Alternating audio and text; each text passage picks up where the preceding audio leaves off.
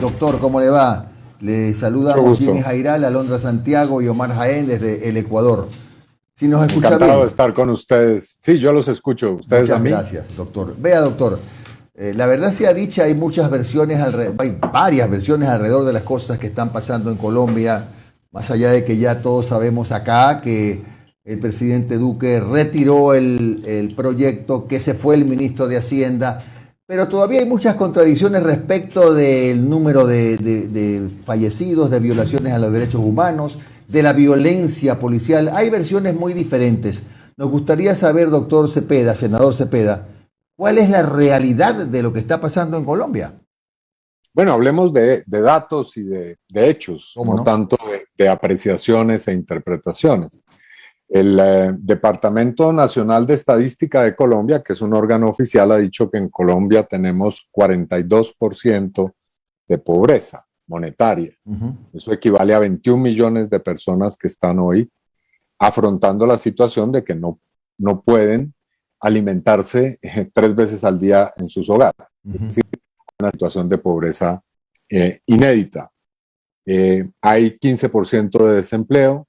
Este gobierno ha gestionado muy mal la pandemia y tenemos una de las tasas más altas de mortalidad y de contagio en el mundo. Tenemos una situación muy grave de violencia porque este gobierno no ha querido implementar debidamente el acuerdo de paz que se suscribió en el año 2016. Cada semana ocurren 2 masacres, es decir, asesinan a más de 3 personas en un solo acto de violencia.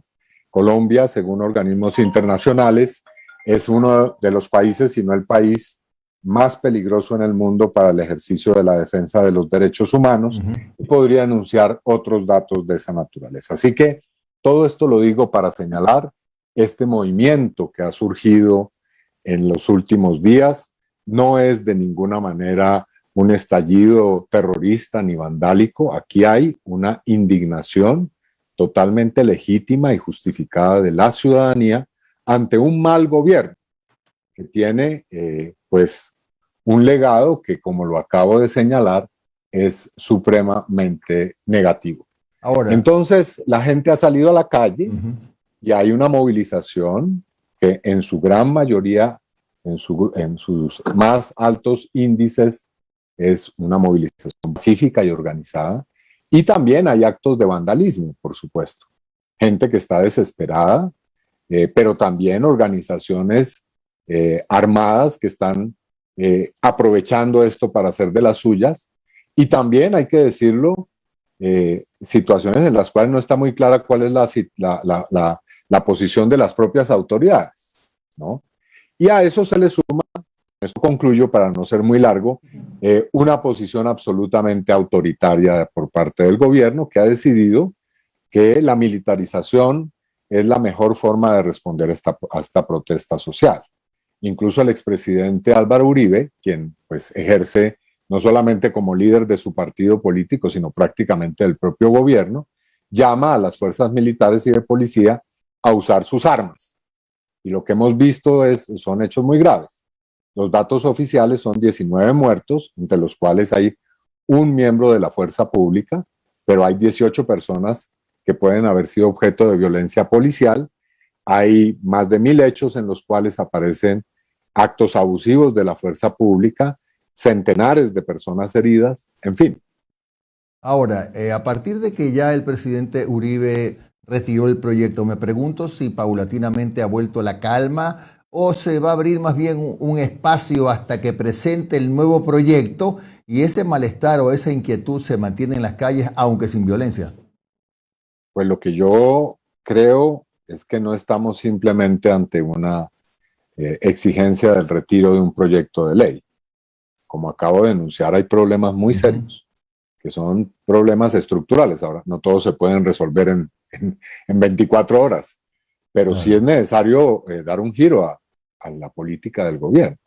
El gobierno cree que con unos pequeños subsidios o ayudas, que son realmente ínfimos, pues se contenta a la población, mientras que le otorga las grandes cantidades de los recursos públicos a los conglomerados económicos y al sector financiero. Es decir, esto lo digo porque es increíble que en medio de semejante crisis económica haya sectores empresariales que están reportando ganancias y ganancias que no son exiguas. Entonces, evidentemente, ahí hay algo que no está bien, que no está funcionando, y esto va mucho más allá del retiro del proyecto de ley de reforma tributaria, y la gente ya está con la paciencia absolutamente desbordada. Bueno, Entonces, el problema es que si el gobierno no cambia de curso, esto no se va a resolver, sino se va incluso a agudizar y profundizar. claro. Ahora da la impresión también, doctor Cepeda, que el plan de vacunación de Colombia ha sido uno de los más deficientes de América Latina. Pues hay problemas.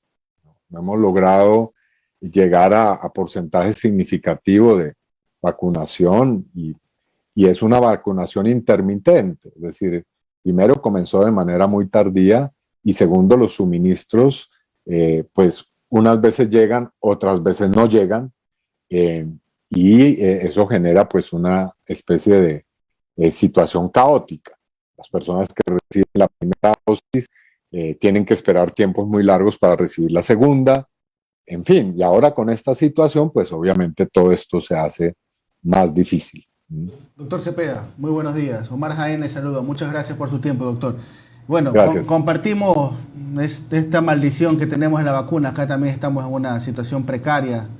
Todavía no llegamos ni al 1%, creo, de inoculados. Pero bueno, doctor, mire, en 2019, trasladémonos a 2019, octubre de 2019, usted sabe que hubo movilizaciones en Ecuador, en Colombia, en Bolivia, en Brasil también hubo movilizaciones. Y dentro de, en ese contexto, salió esta versión, ¿no es verdad?, de los grupos que en esos momentos estaban en el poder diciendo que esto era algo organizado, que era algo que era motivado por fuerzas extranjeras como para poder desestabilizar a gobiernos en la región. Pasó el tiempo, se lograron conquistas, por ejemplo en Chile, se fue al plebiscito, en Ecuador se bajó una reforma tributaria, pero después igual vino el gasolinazo. ¿Qué pasó en Colombia durante todo este tiempo? Entre octubre de 2019 y ahora, que ya estamos en abril-mayo del 2021, ¿qué pasó? Obviamente tuvimos de por medio una pandemia, pero políticamente, económicamente, ¿qué ocurrió? No hubo ningún cambio después de esas movilizaciones de octubre, de noviembre de 2019. No hubo respuesta, una reacción por parte del gobierno. Tal cual, me parece muy importante lo que usted menciona porque nos ayuda a entender la evolución de los problemas en el tiempo. Esas movilizaciones que se presentaron en Colombia en noviembre del año 2019 tenían que ver con otra reforma tributaria, porque esta en la que estamos es la tercera que hace el gobierno. Y entonces en esa reforma tributaria se produjo una exención a los sectores más poderosos del país de una cantidad muy significativa de recursos. Bueno, voy a hablar en billones de pesos colombianos, cerca entre 11 y 15 billones de pesos. Para que se tenga una idea de qué significa eso, hoy el gobierno dice que hay un déficit de 30 billones, es decir, la mitad del déficit que hay hoy se hubiera podido ahorrar si no se hubiera hecho las exenciones que se lograron para estos sectores, especialmente el financiero, en el año 2019. El gobierno en ese entonces hizo una pantomima de diálogo, llamó una cosa que se llamó la conversación nacional, que era conversar y conversar, pero nunca decidir nada importante, y llegó la pandemia. Es decir, entre el mes de noviembre y el mes de marzo, cuando se estaba en todo ese proceso, vino la pandemia y vino pues el confinamiento, en fin. O sea que esto que estamos viendo resurgir no es otra cosa que la acumulación del problema. El gobierno sigue en la misma idea. Ahora, ¿cuál es el afán de que haya más impuestos para la población y no para los sectores más poderosos? Pues el asunto es muy sencillo. Aquí se requieren recursos para que nos pongamos a día con los intereses de la deuda externa, porque es para eso los recursos. Aquí no es para, como dice el gobierno, dar mejor ayuda social a la población que más lo necesita. No, esa no es la prioridad. Aquí lo que se requiere es para no perder la confianza en la inversión extranjera, así le llaman, lo que llaman el grado de inversión, pues que Colombia esté al día con sus deberes en materia de intereses en la deuda externa. Entonces ese ciclo es interminable. Se acumulan más recursos que se le sacan a la gente que ya está empobrecida y debilitada por la crisis económica para seguir pagando una deuda que es impagable.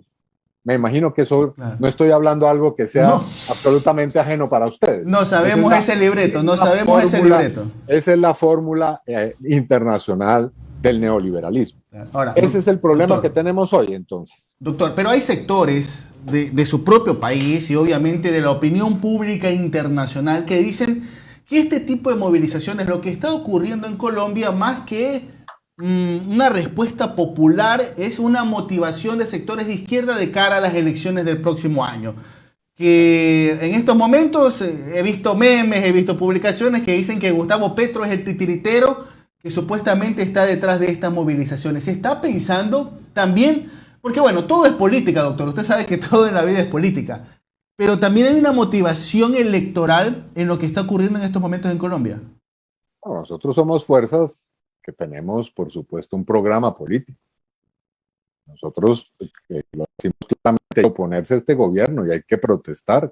La única manera en que la gente reivindique sus derechos es la protesta y la movilización organizada y pacífica. Subrayo esto.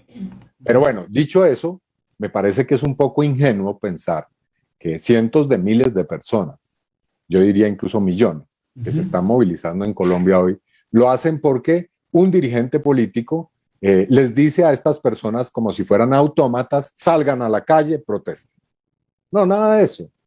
Aquí hay una indignación de la ciudadanía que escapa de lejos a la voluntad y a los dictámenes que hagamos ciertas fuerzas políticas.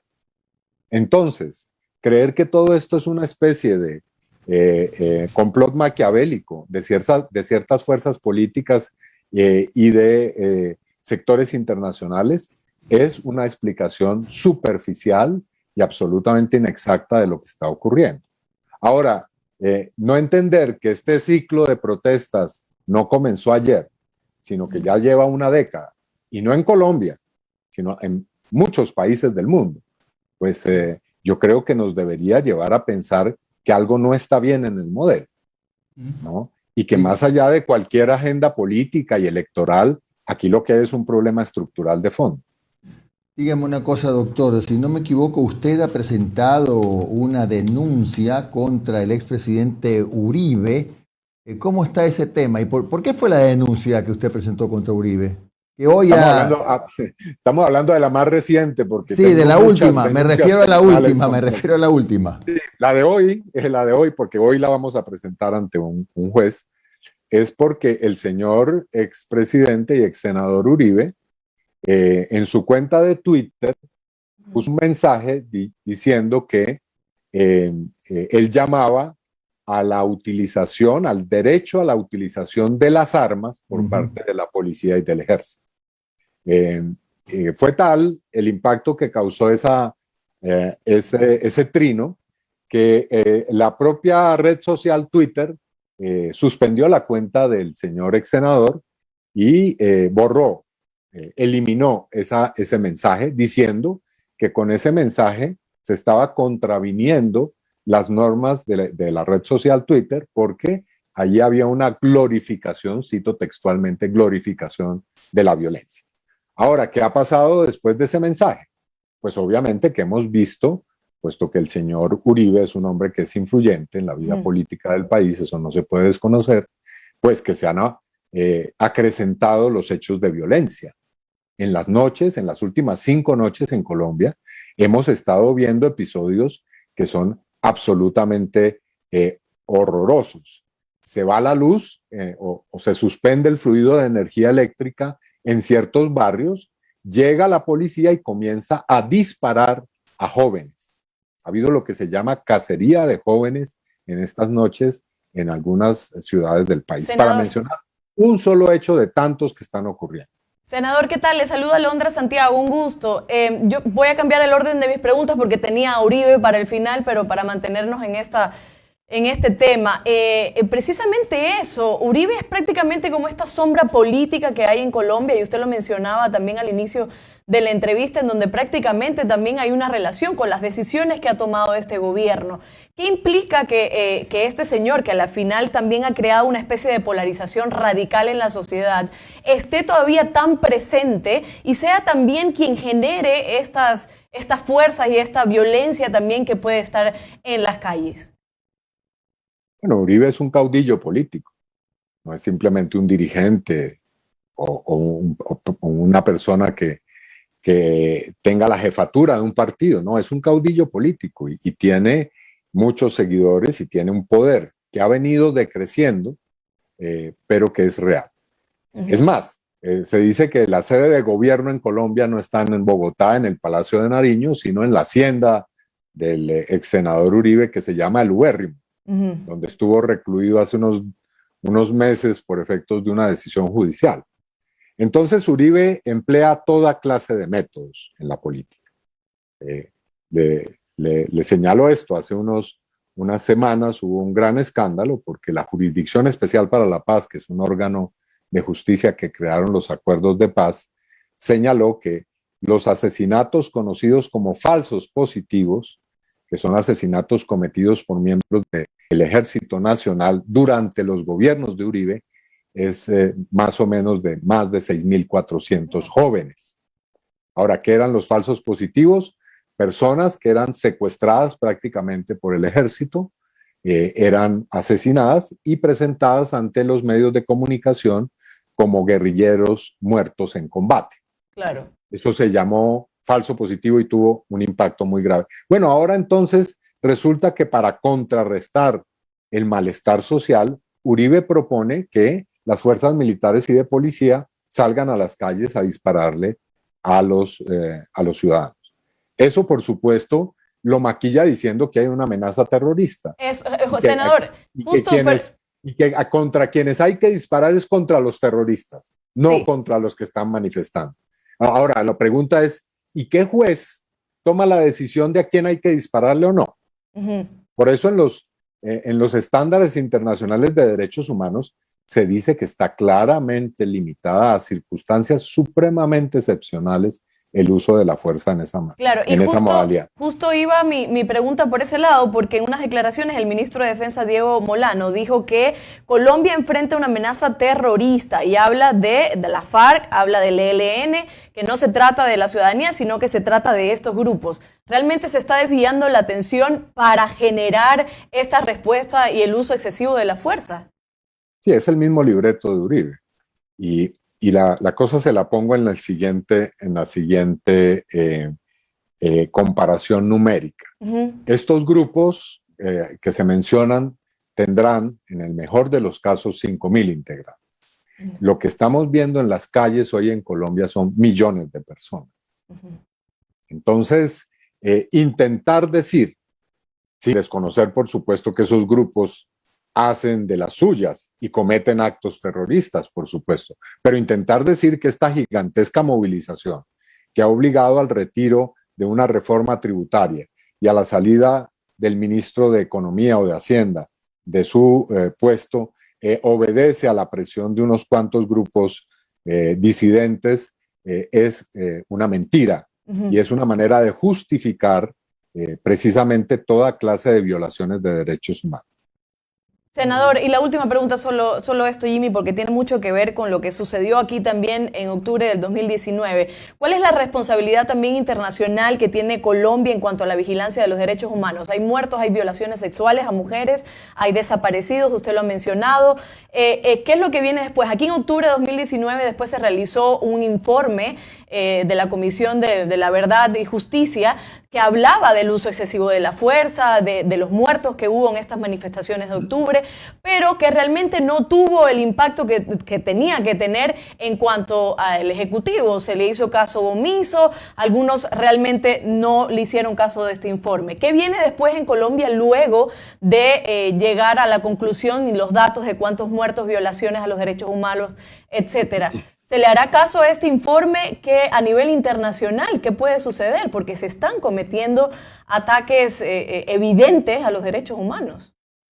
No, en Colombia se están cometiendo crímenes de lesa humanidad. Es decir, aquí no se trata de unas cuantas violaciones de derechos humanos. Estos son comportamientos sistemáticos que obedecen a políticas que han sido claramente asumidas por el gobierno, por el presidente de la República, y eso tiene o debe tener consecuencias, por supuesto, desde el punto de vista de la justicia. Ahora, esos procesos no son inmediatos, son procesos lentos, pero a esos procesos se llega y se llega a resultados. En Colombia se creía que Uribe era intocable, que nunca la justicia lo iba a interpelar. Bueno, ahora está en una situación bastante difícil. Está a puertas de la posibilidad de un juicio, si bien por delitos que son menores, dentro del amplio repertorio de crímenes que se le imputan o se le acusan, pues de todas maneras es una situación que está íntimamente relacionada con ese tipo de conductas. E igual va a ocurrir con quienes hoy gobiernan al país, porque estos asuntos se van documentando. Hoy precisamente la Organización de Naciones Unidas ha llamado la atención, dice que se está haciendo un uso desproporcionado de la fuerza en Colombia, lo mismo ha hecho la Unión Europea, lo mismo ha hecho la señora Michelle Bachelet, que es alta comisionada de derechos humanos, y otro tanto hará la Comisión Interamericana de Derechos Humanos. Así que todos estos asuntos van a tener repercusiones. Obviamente, en esto hay que tener paciencia y hay que acumular no solamente la información, sino también los procesos en justicia que puedan pues desembocar en esa clase de decisiones. Gracias al senador doctor Iván Cepeda Castro. Polo Democrático su partido, ¿verdad? ¿Dije bien? ¿Cómo no? Sí, señor. Muchas gracias, senador. Muy amable. Gracias. Bueno, muy amable. Que esté muy bien.